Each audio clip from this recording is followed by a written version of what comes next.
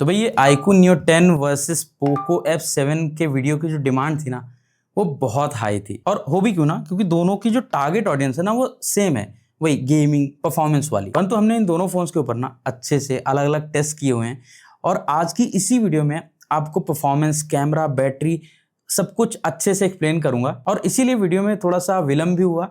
हमने सोचा कि भाई वीडियो विलम्ब से आए परंतु ढंग से आए। तो एक काम करते हैं, दोनों की परफॉर्मेंस से ही प्रारंभ करते हैं। दोनों में सेम चिपसेट है, Qualcomm Snapdragon 8s Gen 4। iQOO वाले में एक Q1 चिप भी है जो कि फ्रेम इंटरपोलेशन में हेल्प करती है गेमिंग में। साथ में LPDDR5X अल्ट्रा रैम है इसमें। और इसका जो बेस वेरिएंट है 128GB वाला, इसमें UFS 3.1 स्टोरेज है। उसके ऊपर के वेरिएंट्स में UFS 4.1 ही है। वहीं पोको में भी LPDDR5X रैम है और इसके सभी वेरिएंट में UFS 4.1 स्टोरेज है। इसके दो ही वेरिएंट है। और सबसे अच्छी बात पोको ने करी है कि जो बेस वेरिएंट है ना, जो कि 30,000 रुपए के अराउंड मिलता है, उसमें भी 12GB रैम और 256GB स्टोरेज है। तो यदि हम प्राइसिंग और स्टोरेज वेरिएंट के दृष्टिकोण से देखते हैं ना, तो पोको वाला आपको सस्ता पड़ेगा। वैसे मेरे पास ना दोनों ही फोन्स के UFS 4.1 स्टोरेज वाले वेरिएंट ही हैं। अब क्योंकि दोनों परफॉर्मेंस सेंट्रिक फोन्स हैं तो कुछ हमने बेंचमार्क भी रन किए, जैसे कि Antutu रन किया। भाई दोनों में सिमिलर 2 मिलियन के अराउंड का स्कोर मिल रहा है। भाई 30,000 के आसपास के फोन्स हैं, बहुत अच्छा स्कोर कहा जाएगा। हालांकि जब हमने Geekbench टेस्ट किया तो वहां पे iQOO के स्कोर सिंगल कोर हो या मल्टी कोर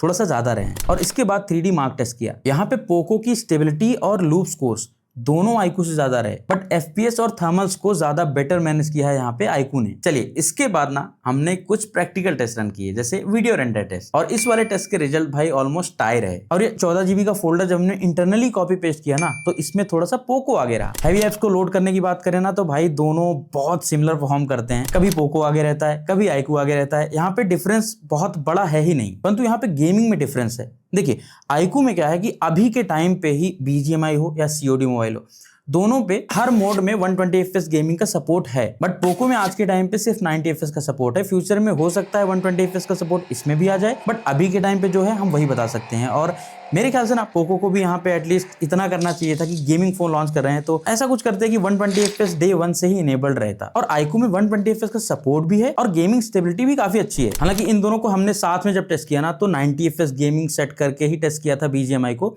30 मिनट्स का गेम प्ले था। यहाँ पे जो एवरेज FPS है ना, ये iQOO के स्लाइटली बेटर आए हैं। यहाँ पे डिफरेंस मुझे बहुत बड़ा नहीं लगा। इनफैक्ट जो टेम्परेचर है ना दोनों फोन्स का बहुत सिमिलर रहा है। पोको हल्का सा एक्स्ट्रा वार्म हुआ है, बहुत माइनर सा। अच्छा, पोको में हमने अलग से भी 90 FPS के कई सेशंस किए और इसकी FPS स्टेबिलिटी ओवरऑल मेरे को ठीक लगी है अभी तक। और एक बात जो हमने नोटिस करी दोनों फोन्स में, iQOO में पूरा प्लास्टिक बिल्ड है, ये उतना वार्म फील नहीं होता। मतलब टेम्परेचर इसका भी उतना ही रहता है लगभग जितना कि पोको जाता है, बट पोको वाला मेटल फ्रेम होने की वजह से ना ज्यादा वार्म फील होता है। हालांकि हमारे अभी तक की यूसेस में ना दोनों फोन्स में हमने गेमिंग टेस्ट किए, बहुत सारे टेस्ट किए हैं, कैमरा टेस्ट भी किया है, कभी भी दोनों फोन्स ओवर हीट नहीं हुए। इनफैक्ट ये हीटिंग और बैटरी ड्रेन को और नेटवर्क स्टेबिलिटी को टेस्ट करने के लिए हम अपना 3 घंटे वाला एक्सट्रीम टेस्ट करते हैं, तो वो इन दोनों फोन्स पे भी किया। 5G डेटा पे सर्वप्रथम हमने 1 घंटे की व्हाट्सएप वीडियो कॉल करी। इसमें फोन्स बहुत हीट होते हैं, साथ में बैटरी ड्रेन भी अच्छी खासी करते हैं। इसके बाद हमने 4K 60 FPS में वीडियो रिकॉर्ड करी पूरे 1 घंटे के लिए। इसके बाद 1 घंटे इंस्टाग्राम रील्स देखी दोनों पे 5G डेटा पे। और इस वाले टेस्ट के बाद भी हमने पाया कि भाई iQOO ने ना थोड़ा ज्यादा बैटरी ड्रेन करी है, मतलब इस पर्टिकुलर टेस्ट में। इनफैक्ट हमने हर 15 मिनट के गैप में ना टेम्परेचर की रीडिंग भी ली थी, तो यहाँ पे भी पाया कि iQOO हल्का एक्स्ट्रा वार्म हुआ था। ये वाला ग्राफ देखिए, जब स्टार्टिंग में व्हाट्सएप वीडियो कॉलिंग वाला टेस्ट चल रहा था ना, तो यहाँ पे 46.9 डिग्री सेल्सियस तक पहुंच गया था। बट पूरा ग्राफ ध्यान से देखेंगे ना, तो ऐसा नहीं कि दोनों बहुत ज्यादा ओवरहीट हो रहे हैं। दोनों को जो टेम्परेचर है ना सिमिलर ही चलता है, मतलब मोस्टली अलग अलग टेस्ट में। अब यदि आपको लग रहा हो कि भाई iQOO का बैटरी बैकअप वीक है, तो ऐसा नहीं है।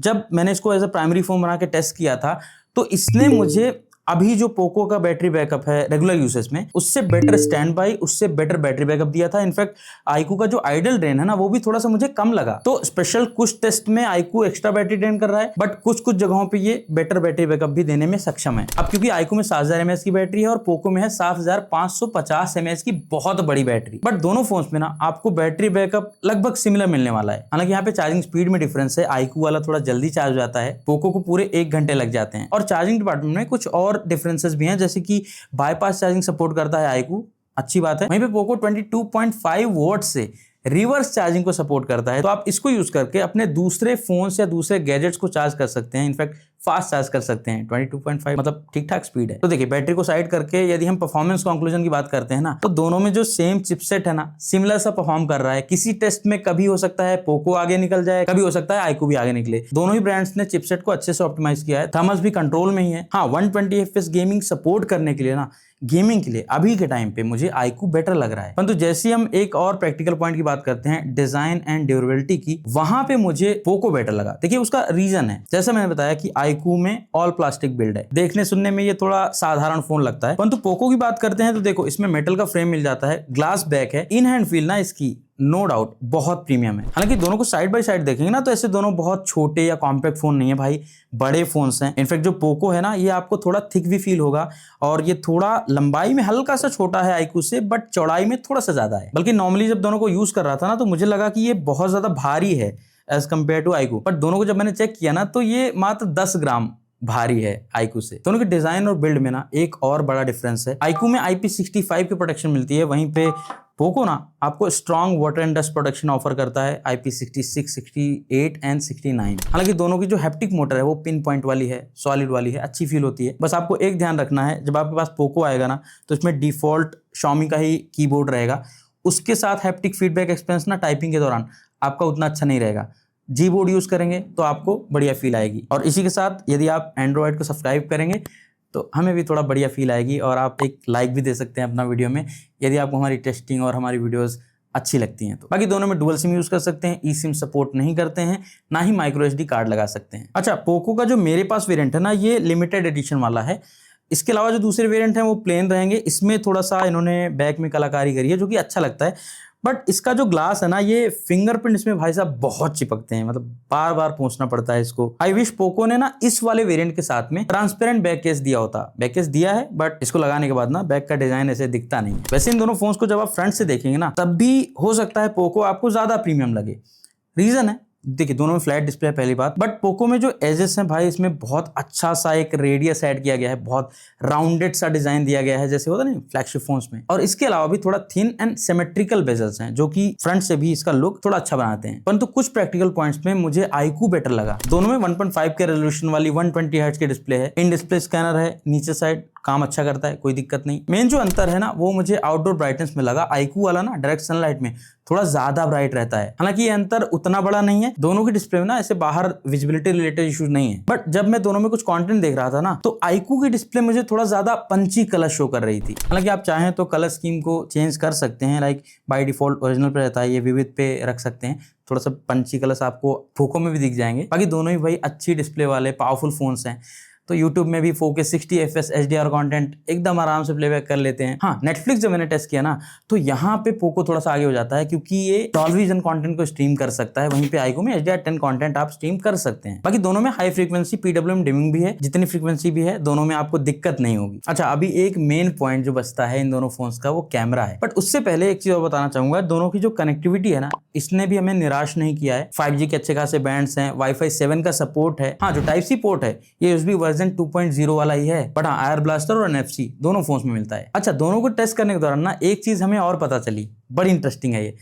दोनों में आई थिंक जहां तक मुझे पता है वर्चुअल प्रॉक्सिमिटी सेंसर ही है। तो जैसे कॉल पे होते हैं, कान के पास लेके जाते हैं ना तो दोनों की स्क्रीन अपने आप बंद हो जाती है, कोई दिक्कत नहीं है। बट यहाँ पे एक छोटा सा कैच है, जैसे मैं कॉल स्क्रीन से बाहर निकल गया किसी तरह से, है ना, अब मैं कॉल पे हूं बट होम स्क्रीन पे आ गया, अब मैं दोनों को कान के पास ले जाऊंगा ना तो आईक्यू तो बंद हो जाता है, बट पोको वाला अभी भी लाइट अप रहता है। इस कंडीशन में इसमें मिस टच होने की संभावना हो सकती है कॉल के दौरान, जब आप कॉल की स्क्रीन से बाहर हो जाएंगे तो। इसके अलावा दोनों की ईयरपीस वॉल्यूम से कोई दिक्कत नहीं लगी, 5G++ कनेक्टिविटी मिल जाती है, 5G स्पीड्स बढ़िया आ रही हैं, वाईफाई रेंज में कोई कमी नहीं लगी। हाँ, दोनों को जब हमने स्पीकर टेस्ट किया ना तो वहां पे पोको ना हल्का लो साउंड करता है जो हमारी टेस्टिंग में आया। हालांकि इसमें डॉल्बी एटमॉस का भी सपोर्ट है, बट जो फैक्ट है वो मैं आपके समक्ष रख रहा हूँ। मतलब अभी तक आपने देखा होगा कि हमने दोनों फोन्स के जो प्रोज एंड कॉन्स हैं सब दिखा रहे हैं आपको, और आगे भी दिखाते रहेंगे। बस आप चैनल को सब्सक्राइब कर लीजिए और अपना सपोर्ट दिखाइए, वीडियो को लाइक करिए, और जो भी प्रश्न हो आपके अभी भी इन दोनों फोन से रिलेटेड ना वो भी आप पूछ सकते हैं कमेंट करके। अच्छा, एक और पॉइंट है जहां पे मुझे ना दोनों ही फोन्स थोड़ा सा परफेक्ट से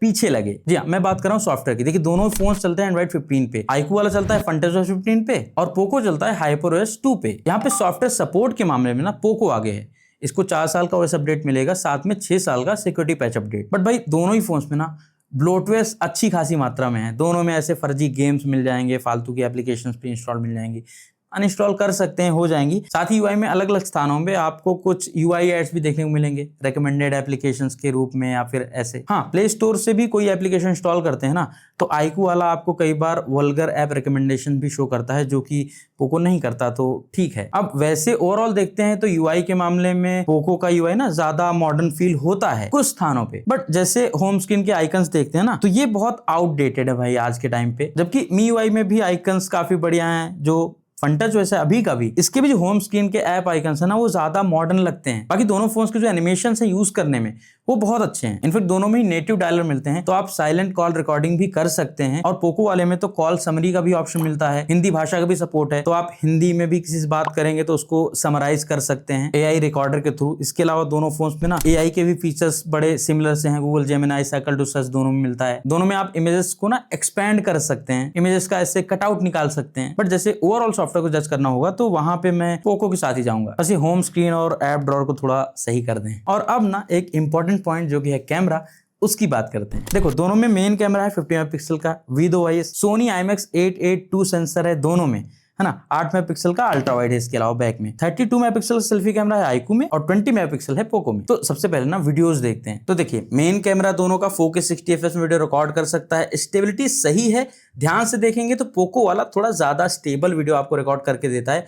साथ में अगर कलर्स की बात करें ना, तो अगेन वो भी पोको में ज्यादा नेचुरल आते हैं। बाकी अल्ट्रा वाइड से maximum 1080p 30 FPS video shoot कर सकते हैं। अच्छा, आप दोनों की ना इमेजेस चेक करते हैं एक बार। देखिए सर्वप्रथम डिटेल्स की बात करूंगा, यहाँ पे हमने कई इमेज को जूम करके देखा और आईकू में ज्यादा शार्प रिजल्ट मिलते हैं, चाहे 1x देखें या फिर 2x। हालांकि जब कलर्स की, स्किन टोन्स की बात आती है तो वहां पे आईकू थोड़ा सा व्हाइट करता है स्किन को मोस्टली, और बाकी कलर्स को भी थोड़ा सा बूस्ट करता है, वहीं पोको थोड़ा नेचुरल साइड रहता है। बाकी देखिए डायनामिक रेंज मुझे दोनों की सही लगी, बट कुछ कुछ जगहों पे ना एडवांटेज आईकू ले जाता है, जैसे ये वाली इमेज में देख रहे होंगे आप। बाकी 8 मेगापिक्सल का अल्ट्रा वाइड है भाई, बहुत ज्यादा एक्सपेक्ट नहीं कर सकते, बट यहाँ पे हमने जब जूम करके देखा ना तो पोको में थोड़ा सा शार्प रिजल्ट्स मिल रहे थे। बाकी पोर्ट्रेट्स की बात करूं तो देखिए 1x का भी ऑप्शन है, 2x डिजिटल का भी ऑप्शन मिल जाता है दोनों में।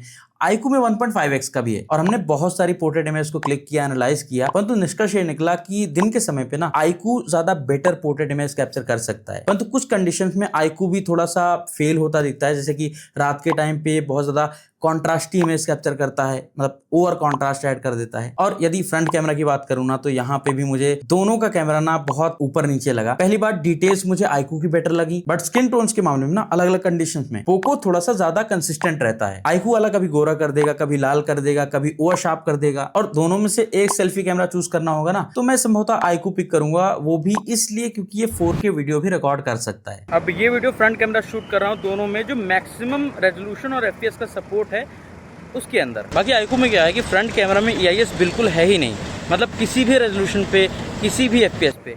तो आईकू के अंदर ना फ्रंट कैमरा से एकदम स्टेबल वीडियो नहीं मिलती, बट हाँ हायर क्वालिटी आपको जरूर मिल जाएगी। यहाँ पे पोको थोड़ा सा पीछे हो जाता है क्योंकि ये 1080p रिकॉर्डिंग को सपोर्ट करता है 2025 में भी। अच्छा, पोको वाला ना बैकग्राउंड नॉइज वीडियो के दौरान ना ज्यादा कैप्चर करता है। वैसे दोनों फोन्स की ओरिजिनल इमेज को मैंने अपलोड कर दिया है ड्राइव पे, लिंक डिस्क्रिप्शन में है, डाउनलोड करके आप भी चेक कर सकते हैं, एनालाइज कर सकते हैं। और दोनों के कैमरा का ओवरऑल मैं एक निष्कर्ष दूं, कंक्लूजन दूं आसान भाषा में, तो जैसे आईकू को मैं 10 में से 7.5 अंक दूंगा और पोको को 10 में से 6.5, तो 1 अंक का यहाँ पे अंतर है। ये ऐसा कोई कंक्लूजन एल्गोरिथम से नहीं निकाला मैंने, ओवरऑल जब दोनों फोन्स को यूज किया, टेस्ट किया, तो जो कंक्लूजन मुझे समझ में आया वो मैंने आपको यहाँ पे बता दिया है। परंतु आशा करता हूँ कि इससे आपको थोड़ा इससे बेहतर तरीके से समझने में आसानी होगी। तो अब यदि मैं कंक्लूजन की बात करता हूँ, तो देखिए पहली बात, दोनों ही फोन परफॉर्मेंस ऑडियंस को टारगेट करते हैं और वहां पे दोनों ही फोन्स अच्छा परफॉर्म करते हैं। अलग अलग टेस्ट किए हमने, उन सब के अकॉर्डिंग दोनों फोन्स की परफॉर्मेंस में कोई कमी नहीं है।